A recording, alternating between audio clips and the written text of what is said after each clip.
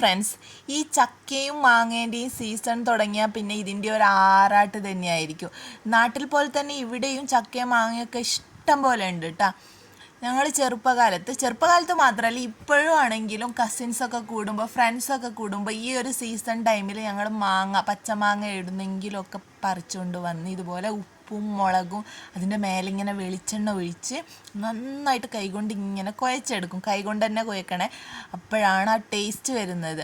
അമ്മ ഇത് എന്തൊരു ടേസ്റ്റാണ് ഇതിൻ്റെ എന്നറിയാവോ. വെളിച്ചെണ്ണയാണ് ഇതിൽ മെയിൻ എന്ന് പറയുന്നത്.